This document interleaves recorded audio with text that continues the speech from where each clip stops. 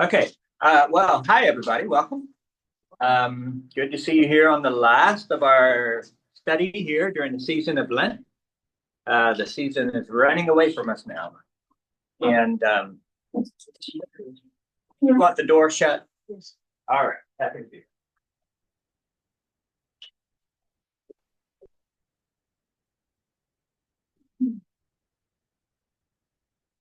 Okay.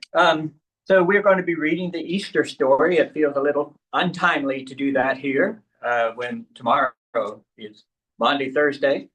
But here we are. Let's read it together. But on the first day of the week, at early dawn, they came to the tomb, taking the spices they had prepared. They found the stone rolled away from the tomb, but when they went in, they did not find the body. While they were perplexed about this, suddenly two men in dazzling clothes stood beside them. The women were terrified and bowed their faces to the ground, but the men said to them, "Why do you look for the living among the dead? He is not here, but has risen. Remember how he told you while he was still in Galilee that the Son of Man must be handed over to sinners and be crucified, and on the third day rise again." Then they remembered his words, and returning from the tomb, they told all this to the 11 and to all the rest. Now, it was Mary Magdalene, Joanna, Mary, the mother of James, and the other women with them who told this to the apostles. But these words seemed to them as an idle tale, and they did not believe them. But Peter got up and ran to the tomb.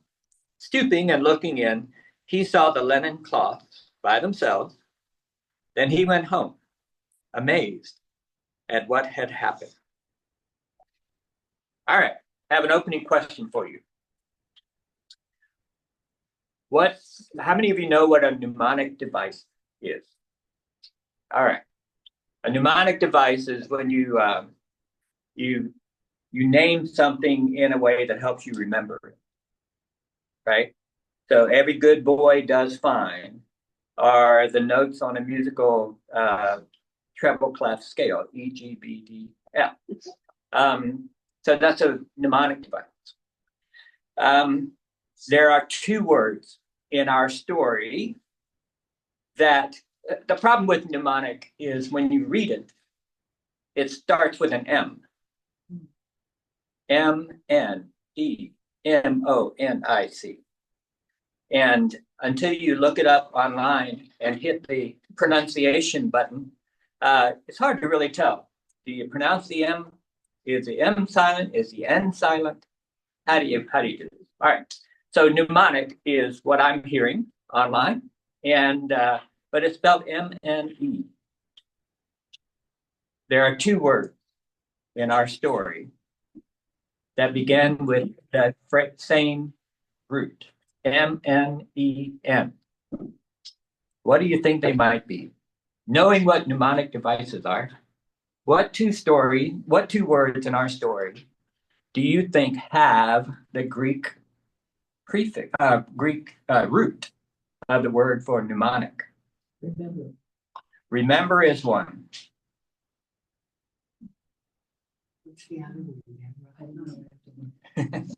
All eyes turn to Deborah. Where she's looking at the words. Yeah. The second one is a little less obvious, but once you hear it. Yes? Idle? No, sorry. Nice try.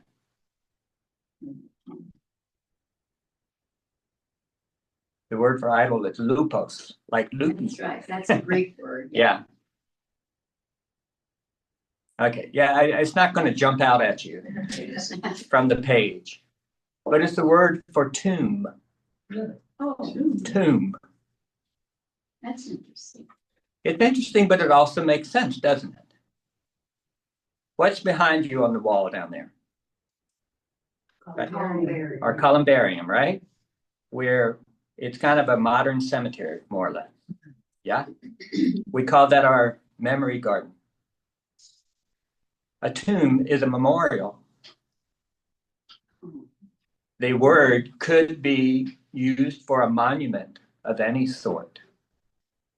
But a tomb, the purpose of the tomb is not to store things.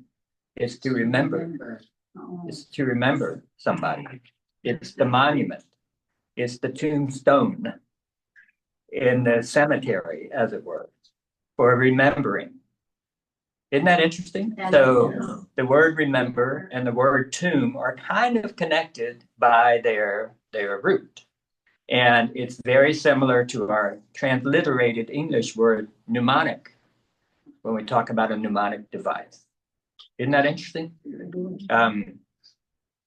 So think about what that means when you bury someone in a tomb, that the idea is not so much just finding an efficient way to dispose of remnant, but a way of remembering. Yes. Maybe you said this and I missed it, but what does that prefix mean? What does it mean? It's the root, not the prefix. Oh, okay. Well, it's kind of hard. It's kind of hard to dig to the deepest. When it comes to the word, the particular form of that verb for remember, the earliest use of that word is to woo somebody in a romantic relationship. And somehow that morphed into meaning to remember. So it's all about first impression. It's all about causing someone to think of you. Isn't that interesting? So in the lexicons that I've consulted, the earliest, most original meaning of the stem of that word seems to have originated in the process of wooing somebody, or that a romantic context. But it was all about being memorable to them, standing out, as it were. I think it may be cousinly related to the word for mind, which is nous. What? Nous. News? Nous. Yeah. Like the word for repent is metanoia, a change of mind. Nous. But I can't, it's hard to dig any deeper than the stem of remember and the stem of tomb or memorial is the same thing. Okay. Which part is the stem, the beginning, or the It's main the part? MNEN part. I see, got it. Yeah. So the Greek term for tomb is it would be spelled MN, and then there's a vowel eta that can sound like an E, like a short E. And then MA, Nema. That's the word translated tomb. Could also mean monument. And then the next time it appears, it's in a different, it's in the genitive case. And so it's nemeo. And then when you get to the word remember, it's meneske. So it's just that MN, eta, MNE, that kind of is the stem of a huge family of words, all of which seem to be related to memorializing, remembering, much like in English, memorial, remember is the MEM. That's the similar stem there. Cool. Yeah, so this is an interesting story that it starts out with the intention of one way of remembering and a redirection of another way of remembering. You know what I mean? You're going to a tomb, which is there for the purpose that from now on you will always be able to come here and remember Jesus, what he did, what he said, what he represented. But the two men in the dazzling apparel are going to tell him, but remember what he said to you, that he had to die and on the third day would be raised. That's a different kind of remembering. It's remembering life as opposed to remembering death. I think it's really fascinating just to see that little bit of a connection, and the threads between them are they're there, but they're not terribly strong. they're just threads of connection. Okay, I will stop that. Any questions you have about the reading, the video, resurrection in general? Yes. I did, but I don't know if I'm jumping ahead because it's the very last line. In my Bible says wondering to himself. Yeah. You said marvel, and so I assume we're gonna get to that. Oh, we can go there now. Why not? It is language. In the revised standard version, the new revised standard version, it's amazed. Yeah. And the Greek word is thaumazo. That appears a number of times. You have your pen out. Let me give you some references and you can see where else this word appears in Luke's gospel. Okay. It appears in chapter 1, verse 21, chapter 1, verse 63. Okay. So those are the two stories of Elizabeth being told that she's going to have a child and Zechariah figuring that out. The people were amazed that Zechariah was in the temple for so long. I think that's the last reference. Chapter 2, verse 18, Luke chapter 2, that's our Christmas story. Okay. And it's still amazed. Well, amazed, marvel, I mean, a variety of ways you can translate it. What you want to look for, let me give you the other references, then we'll talk about why that's important. Chapter 4, verse 22, this is Jesus in the temple in Nazareth, I think. Chapter 7, verse 9, I have no idea what that is. Chapter 8, verse 25. We only have a few more. Chapter 9, verse 43.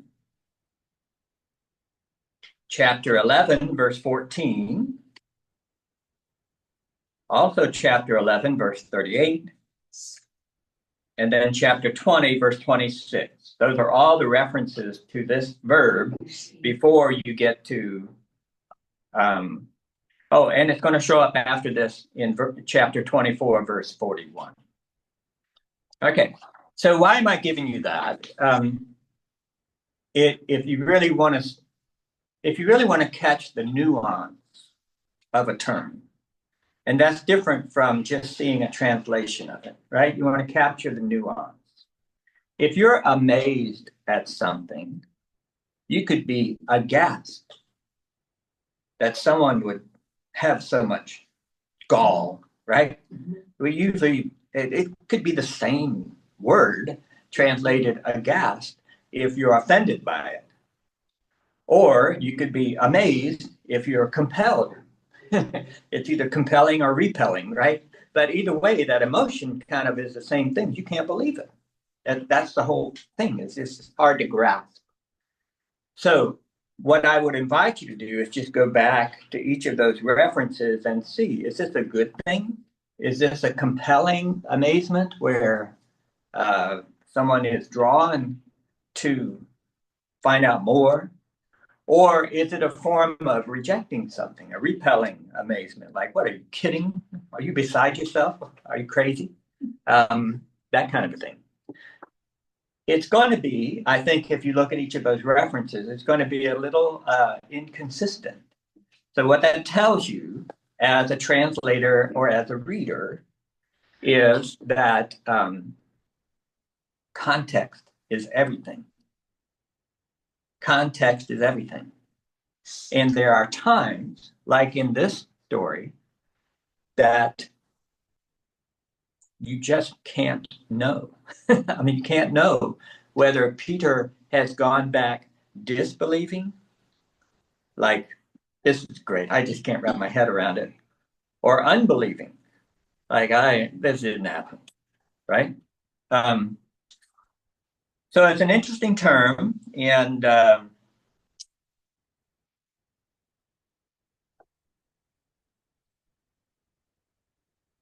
you as a reader bear some responsibility in fleshing it out. When you hear the scriptures read, the story, you are imagining it in human form. And are you imagining Peter going home a believer? Or are you imagining Peter going home just bewildered? Bewildered, amazed, wondering. What was your term? Your translation? Well, in my Bible was wondering, but you had marveling. Yeah. So. Yeah, that's the translation I use, and they use amazed, all of which are legitimate. And so you, either in your translating or in your hearing it and imagining it, you supply the nuance.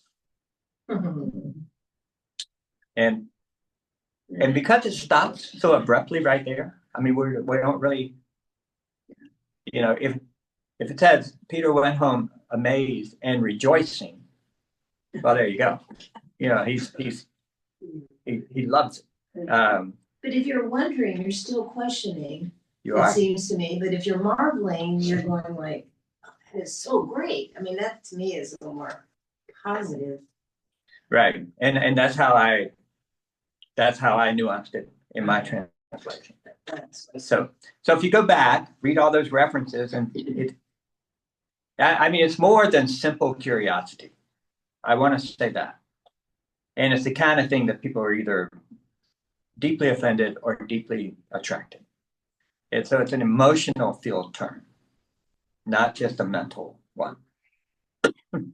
But whether it's a good emotion or not, it's an interpretation. Yes, ma'am. Well, I thought, the disciples were informed in various ways over a long time about things that were going to happen. But being the disciples, and they seemed to have trouble getting it together and all, a lot of those things probably went in and out. But I'm thinking for Peter, when this happens, as he's leaving after he says, things are coming back to him.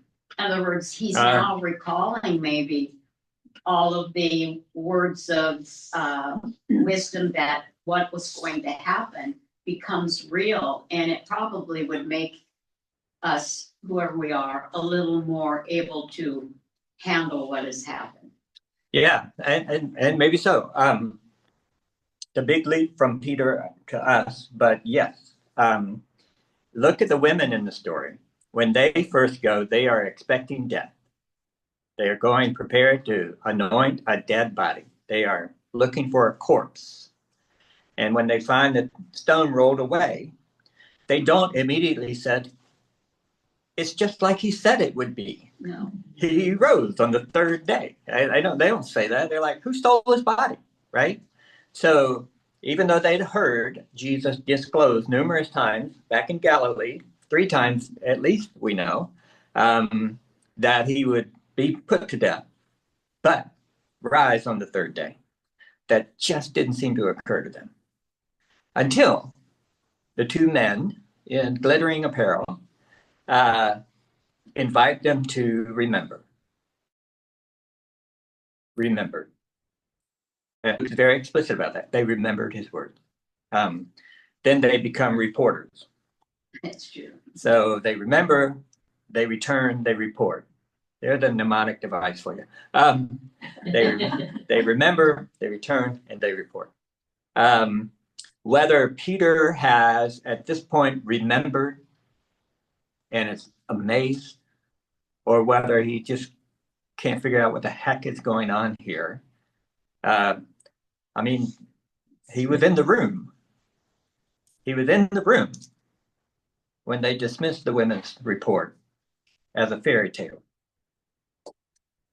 He was there. So were the 2 people on the road to Emmaus. Not a lot of heroism going on here. Yes, ma'am. Peter was in a room with all the disciples. I understood it. And he left to go home. They were not living together at that time. Well, yeah, home we have to take lightly because they're in Jerusalem and they all live in Galilee. So they didn't go back to Galilee at this point. There's a place where they're all staying, apparently. Whether it's an inn, if you're in John's gospel, they could be staying at the home of Lazarus because they seem to have a big home in Bethany, right outside of Jerusalem. But there is a place where all of them are staying. So home doesn't mean the place where they live year round. It's the place where they're staying along with other people who have traveled to Jerusalem for the Passover, right? So there are a lot of places, kind of like when the Olympics get here next couple years, we're all going to go on a vacation and rent out our house for $5,000 a week. It becomes temporary home. That's where the women are in the beginning of this story. That's to where they return after going to the tomb. That's where Peter is when the women arrive. That's where Peter returns. That's where the two people in the next story that go to Emmaus start from, and that's where they return. So there seems to be a big old house somewhere where a lot of these Galileans are staying together. Where that is, Luke is not interested in telling us that detail. Yes, Bill. Kind of interesting that the two figures in dazzling clothes are apparently not there when Peter looks in, but at least they are not noted. Yeah. So they Easy come, easy go. I don't know. Yeah. Yeah. By the time Peter gets there, it's just an empty tomb except for the linens. Yeah, And he's at a bit of a disadvantage in that they weren't there. Yeah. The women saw. Yeah. So yeah, let's talk about that disadvantage for a minute. Okay. Peter's at a disadvantage. So are the other 11 and the rest who were there, who didn't see the two men in glittering apparel, who haven't yet seen the risen Christ. All they have is the report of the women, which is all you have. But hasn't Peter witnessed the men in dazzling white clothes on the transfiguration? He did in that story. So, I mean, for him, he might be willing to say, oh, I saw when Jesus' clothes were lit up like lightning once upon a time. He doesn't defend the women and say, hey, don't dismiss their story. I've seen this. Yeah, I would love for Peter to have that wherewithal, but he doesn't. But yeah, it's the same kind of phenomenon. If they're familiar with the Christmas story, I don't know that they are, but if they all are familiar with the Christmas story, this might not strike them as idle talk. It might be one cloth with the way just this life began. Yeah. But my point being that you have scriptures through which we hear the word of God. You weren't there. You've never, you've probably been to Galilee or Jerusalem or something like that, but you haven't been there when two men in dazzling apparel said, hey, look, it's just like he said it would be, right? So part of what Luke is trying to achieve with his gospel is to demonstrate that those of us who weren't there can still be there through the report, through the witness. Look at the beginning of how Luke starts. I always find this very fascinating and somewhat troubling for biblical fundamentalists. Where he says, since many have undertaken to set down an orderly account of the events that had been fulfilled among us, just as they were handed to us by those who from the beginning were eyewitnesses and servants of the word. I too decided, after investigating everything carefully from the very first, to write an orderly account for you, most excellent Theophilus, so that you may know the truth concerning the things about which you have been instructed. This is a very, very self-aware introduction to this gospel. Nowhere does he say, I sat down and the Holy Spirit took a hold of my hand and just started writing these words and never asked my opinion about it. It's nothing like that. He's like, look, a lot of people have told the story, and it's a story that we have received from others. And I want to tell this story. So I've done my homework, and you can trust the way I'm telling this story. I don't know if he has Mark, Matthew, and John in mind. I doubt John because I don't think that was written yet. I don't know if he has the Gospel of Thomas in mind. I don't know if he has some of those crazy little loony gospels that were written along the way where, Jesus makes clay doves and throws them in the air and they fly off and all that kind of stuff. I don't know who he has in mind. But he clearly is a cohort of people who have heard these stories, who have tried to write them out in some kind of orderly fashion. That's why he starts with a birth narrative. It ends with a resurrection narrative. And he's not entirely satisfied with the accounts that he's read so far. So he's going to do it himself. And is going to do his homework. And nowhere does he mention the inspiration of the Holy Spirit, even though I think you can assume throughout the Gospel of Luke, and especially the book of Acts, that that's a vivid thing for believers.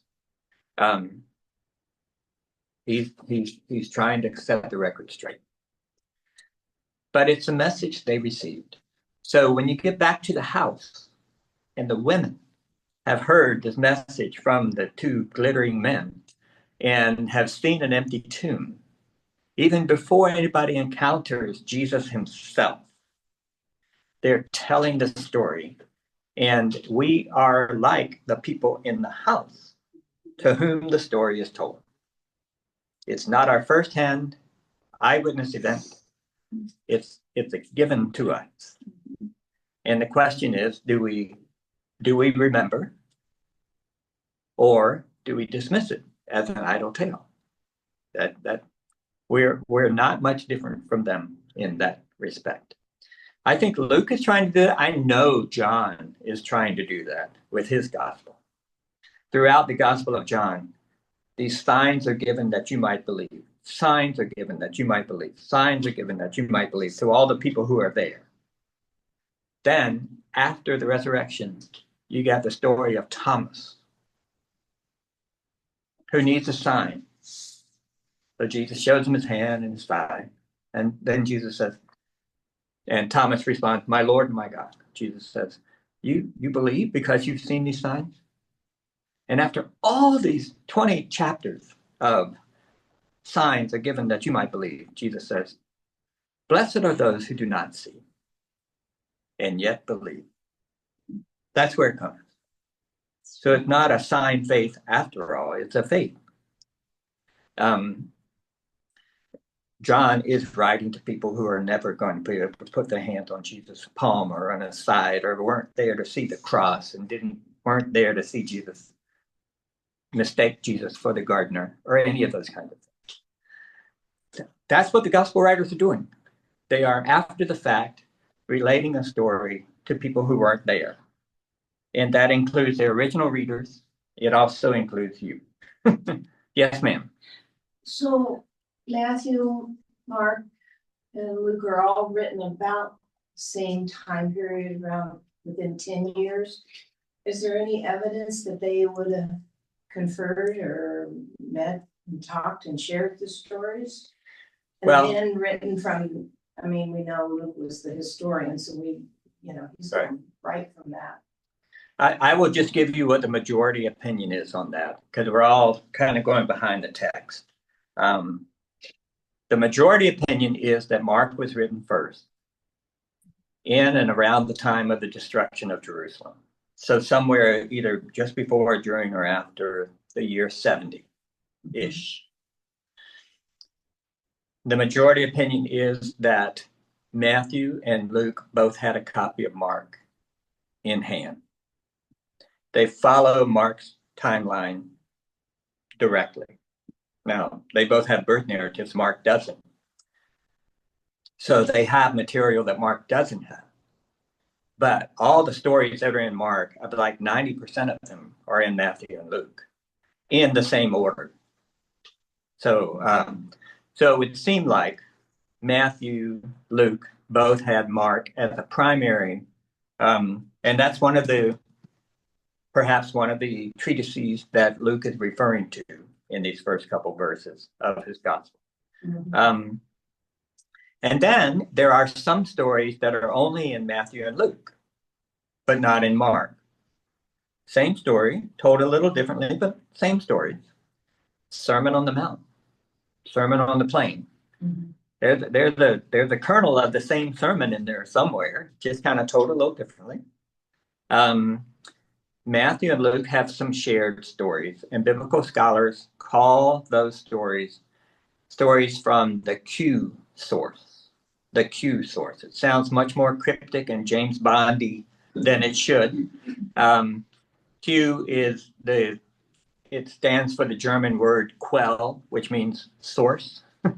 The source. It's just a way to say that X.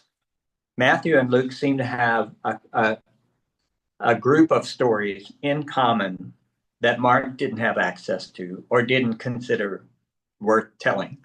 But Matthew and Luke have them, and you can see it show up numerous times. And then Matthew has some stories that are just unique to Matthew. Luke has some stories that are just unique to Luke. The parable of the prodigal son, the parable of the Good Samaritan. Neither of those is found in Matthew or Mark, and not John. So this is called source theory, and it's just from comparing documents, comparing the flow of the story, that most biblical scholars feel Mark was written first. Matthew and Luke, there's some argument over which was written first. It does seem to me that if you read the Sermon on the Mount and the Sermon on the Plain side by side, one of them is trying to correct the other. Whether it's Matthew spiritualizing Luke's materialistic view, blessed are the poor in Luke, blessed are the poor in spirit in Matthew, or whether Luke is materializing Matthew's spiritual view from blessed are the poor in spirit to the blessed are the poor. They do seem to be answering one another. And we might see one of the earliest expressions of different theologies, different shades of theology in the early church. And then John's just very, very, very different. Shares some stories in common. The Palm Sunday story, certainly the crucifixion, resurrection. But John has a lot of unique stuff. And there's a lot of stuff in the Gospels that doesn't appear in John. Hardly any parables in John. That's just not how John presents Jesus' teaching. We can talk about John some other time. Does that make any sense, June? So we have a friend from this congregation who died a few years ago, Lamar Cope. And Lamar had been a religion professor in Wisconsin for a number of years. A very good scholar. He was part of a group, I would say a minority group, within biblical scholars who felt like Matthew was written first. I never found that convincing, but I did inherit all of his books on the priority of Matthew.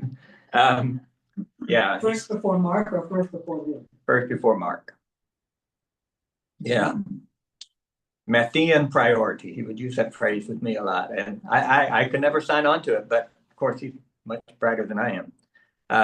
But that's That's a small, significant minority group in biblical scholars. We can't say any of this stuff with certainty. We just, you compare text and you make your best guess. So much, all of them, and so much of this is somehow seems to be teaching us we have to take things on faith. I mean, we get the stories and all that, but it still boils down to a faith that this is what happened and who he is and all. And just a personal experience, I had a grandfather and grandmother that lived long years. I was in my 40s before they passed away. And so I heard this story from my grandmother many times because as she got older, she forgot that she had told it to me already, you know. But my grandfather and my grandmother were married and lived in Norfolk, Virginia. And my grandfather worked on the docks. And my mother was about 3 or 4. My mother was an only child. And my grandma told me that they went to the doctor because grandpa was ill. And when they were seen by the doctor and checked, they found that he had tuberculosis and one lung was gone, completely diseased. And there was the beginning of it in the second lung. And there was nothing they could do for him, that he should just go home and take it easy to enjoy what was left of his life. Well, they had started previously that attending this new small church they had started up called the Church of God. The headquarters were in Anderson, Indiana. And my grandmother said that the men in the church asked my grandma for a hanky of my grandpa's. And a group of them took the hanky to Anderson, where there was a man there. I wish I could say his name right now because I guess he's pretty well known, but he was known as a healer. And the man anointed this hanky, and the men brought it back and put it on my grandfather's head and prayed for him. And the next time that they went in to see the doctor, his one lung that had started was completely healed. Now, there was no question for them that God had not healed my grandfather. And they promptly, he quit his job, took my grandma and my mother, and they went to Anderson College and lived there for 3 years. My grandfather was ordained after 3 years as a minister. My grandma got a Christian education degree for 2 years. And my grandfather spent the rest of his life preaching the gospel. He wanted to die in the pulpit. And I tell you all of that because when I heard that and I'm, researching my faith and thinking about things, I have no explanation for that. They said the Lord healed him, and so I'm willing to think that also. And that's what I get sometimes when I read some of these stories, because it's hard to figure them all out and all. So much of it is about our faith. Yeah. So let's. I'm sorry. No. Yes. And you have a mind. And you get to think. And you get to wonder. Right? So yes, I love that we should all be chastened and awakened to the idea that we don't know everything, we can't figure everything out. There are things that happen in this world beyond our explanation and perhaps even beyond our scope of believing. That's why I think the key word for the Christian journey is wonder. At the same time, we all have minds, and we're called to love God with all of our heart, soul, and mind. And we're not asked to remove our minds and leave them at the door when we come to church. And then we can pick them up on the way out. We're asked to bring that. That's part of our offering to God as well. So when you hear the story from your grandparents, first of all, of course, if you're face to face with your grandparents, you hear the story and you enjoy it with them and you rejoice with them because this is a life-giving story for them. And of course, and who are we to puncture that balloon and that faith at all? If someone should ask you, do you want to start the ministry of prayer for hankies? And I mean, that's something that happens in the book of Acts, and it was a tradition in the Pentecostal church where I grew up. You know, if someone should ask you, do you want to do that? It's also okay for you to say, no, that's not my calling, and it's not the way I experience faith. So that's a peculiar part of our discipleship journey, is that when someone else shares their story, we have the obligation and sometimes the joy of affirming their experience as an authentic experience, which is not our place to question. At the same time, for ourselves, we can ask all kinds of questions. Do I want to go into the ministry of praying, prayer hanky? And to say no to that is not to discount your grandparents' experience. That's a fine line, though. And I find myself at times kind of struggling with being a little too dismissive of all the things that don't fit into my view of how the world actually works. At the same time, I don't want to be a gullible Sally, right? Just everything that comes along. Oh, this is great. Let's grab this glittering object. So thanks for the story. And yes, we find ourselves reading the Gospels, struggling to believe. I think one thing we do is put it all in the past. And I think there are a lot of sermons I've heard, biblical studies I've heard, theologies I've read, that it doesn't matter whether God is alive or not. They act like Jesus came, showed us how to live, Jesus died, he's out of here. Now we got this shining example handed down to us through history. Let's just live up to it. Jesus didn't have to rise from the dead for that to be the case. He, a noble martyr, great teacher, yeah. But what does it mean to call Jesus the living Christ? That's where we kind of we all have to stretch our imagination, as it were. And that's a little bit different kind of believing than to say, yeah, I believe Jesus said that, and it makes a lot of sense. In the first case, we're still in charge, and we are the subject, and the story is the object. In the second case, the story itself is a subject, and we have to encounter it. This is the language of Martin Buber, the great rabbi, as an I-thou relationship, not an I-it relationship. I and my subjectivity embrace the Christ, who also has subjectivity, who embraces me. This is a relational, not simply a cognitive thing. So it's different from whether or not you believe, the earth is flat. It's different from that. It's an I-thou relationship. So I think the Gospels really are very self-aware that they're telling a story that in itself is grand and to some extent beyond belief. And at the same time, they're inviting us to embrace it. And the presumption in the Gospels is that the Christ we're being invited to embrace is not a memorial. Remember, he's alive. The difference. Yes. All right. Enough of that.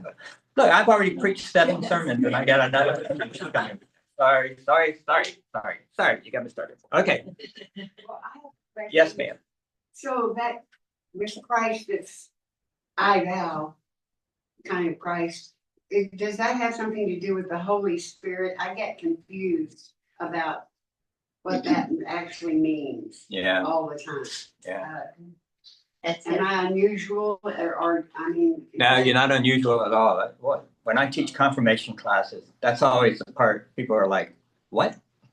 They get the God, they get the Jesus, then you got this kind of Holy Ghost thing to reckon with. Let's I won't be able to address that well, but I do want to see how Luke addresses it. Okay. Um,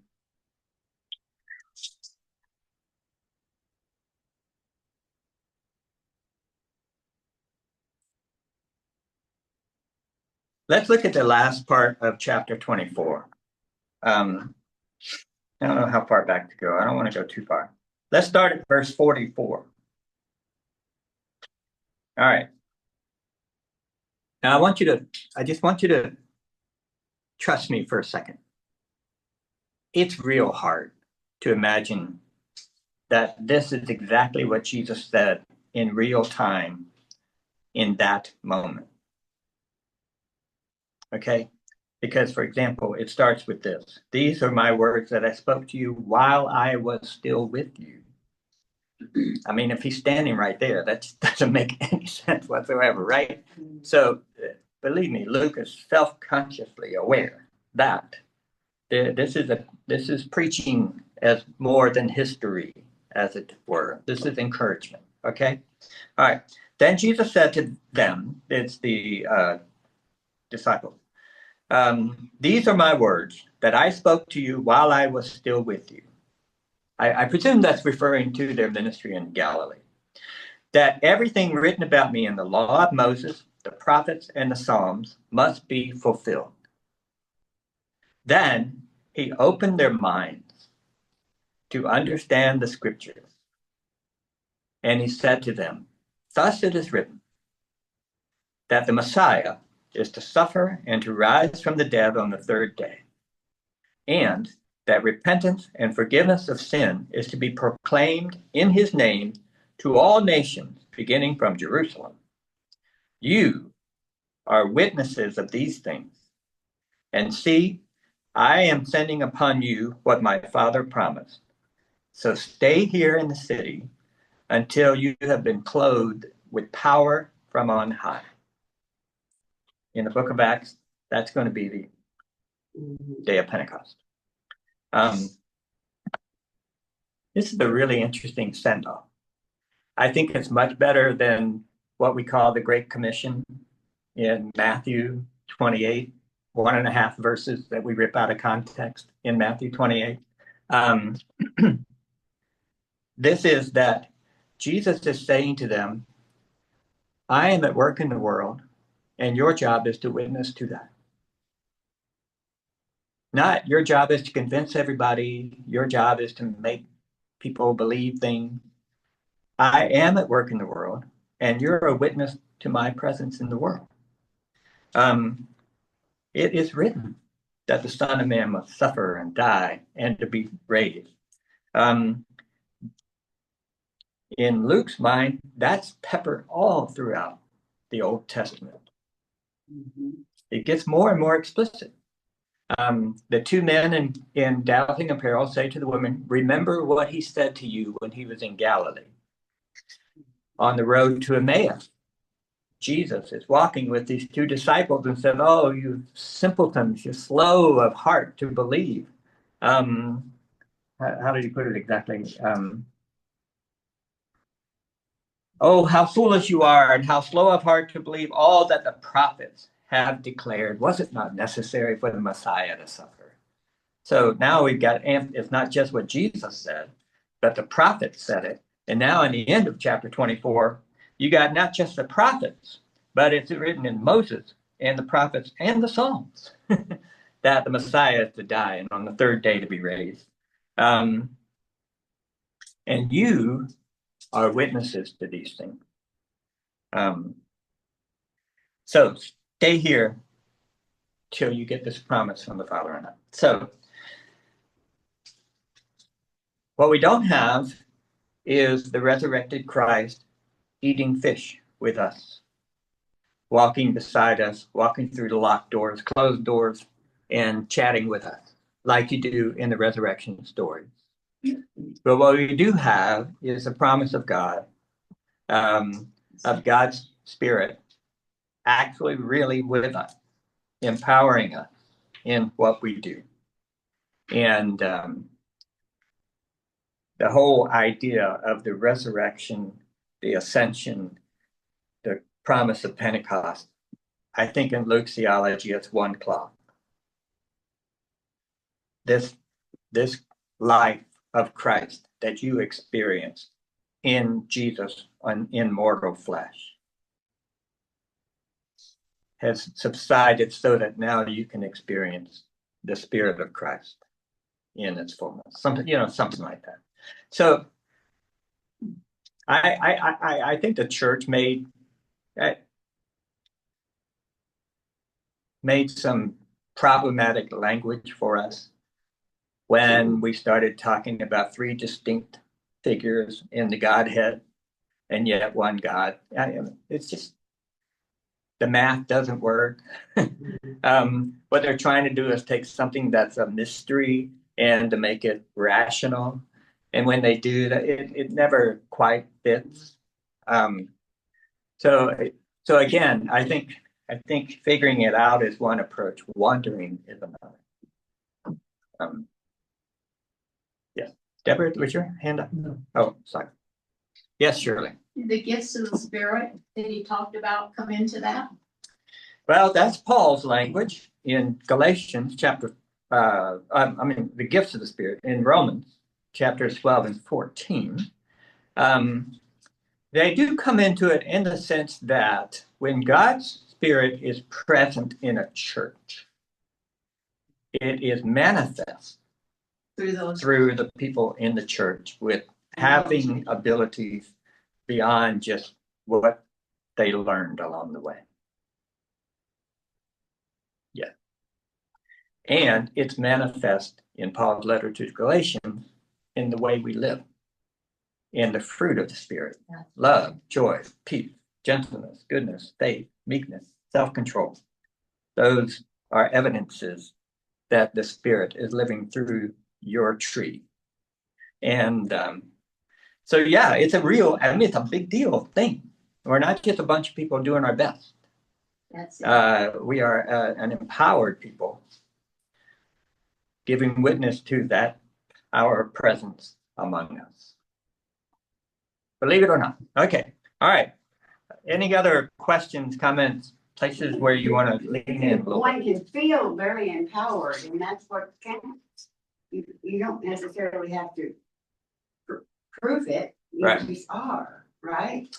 Yeah. So it's hard to nail down the right language. Right. Okay. So I'm sorry, you did this. All right. So in the history of philosophy, we have three major branches: thinking, doing, and feeling. You got reason, ethics, aesthetics.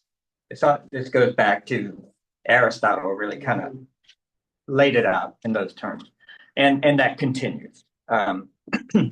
So the question has always been, what is faith? Is it a matter of knowing? Is it a matter of doing? Is it a matter of feeling? And during certain parts of church history, it's all been about the knowing. And so you have, and I'm just generalizing way too much here, but you have this orthodoxy that this is the right belief, and if you believe it rightly, you're right. You're a good believer. This is the right belief. And you see that when creeds and confessions and catechisms and all that are being written, so much attention to believing the right thing. Because thinking is part of it. But then you also have, over and against that, a strong tradition of, no, it's what you do. It's what you do. Without faith without works is dead, James says. That's why Martin Luther hated the book of James. faith without works is dead. You've always had that counter melody going on in the Christian church. But what are you doing? Are you doing the works of Christ? And then there's feeling. And almost everybody's for a long time just wary of feeling because they're so easily manipulated, right?